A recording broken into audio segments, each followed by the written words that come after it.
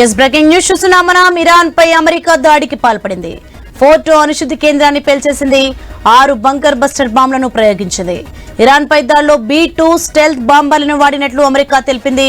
Isfahan, Natanz పై తమ submarine దాదాపు 400 మైళ్ల దూరం నుంచి 30 తోమాహాక్ క్షిపణులను ప్రయోగించారు.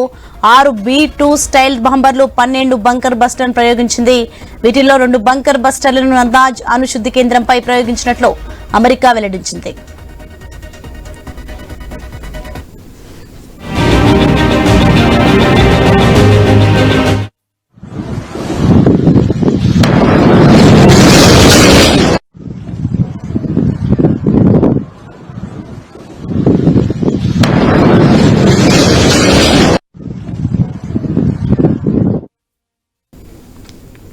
ఫోర్డోపై మొదటగా ఒక్కోటి 13,600 కిలోల బరువుండే 2 GBU-57 బంకర్ బ్లాస్టర్లు సరిపోతాయని అమెరికా అధికారులు అంచనా వేశారు.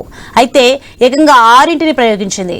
20 అడుగుల పొడవు ఉండే ఈ బాంబులు 60 మీటర్ల కిందకు చొచ్చుకుపోయి పేలతాయి.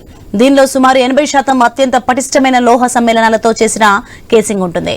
దాదాపు 13.5 టన్నులున్న ఈ బాంబులో 2 టన్నుల పైచిలుకు మాత్రమే విస్ఫోటకాలుంటాయి. విధ్వంసం మొత్తం కేసింగే చేస్తుంది. అలాగే ఒక్కో బాంబు ఖరీదు $20 మిలియన్ వరకు ఉంటుంది.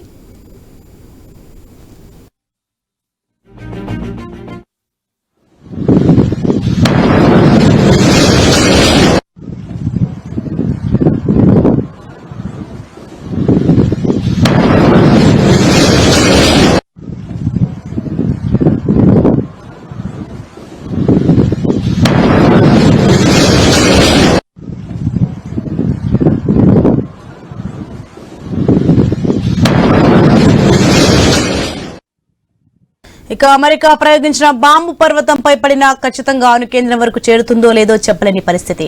దీంతో తొలుత ఒక బంకర్ బస్టర్ ప్రయోగించి కొంత లోతు వరకు ధ్వంసం చేస్తారు. మళ్ళీ అక్కడే మరో బంకర్ బస్టర్ ను ప్రయోగించి మరికొంత లోతులో ఉన్న నిర్మాణాలను పేల్చేసేలా అమెరికా ప్లాన్ చేసుకుంది. వాస్తవానికి బాంబులను ప్రయోగించడానికి వీలుగా 2007లో $200 మిలియన్ వెచ్చించి B-2 స్పిరిట్ ఫైటర్ బాంబర్లలో అమెరికా మార్పులు చేసింది.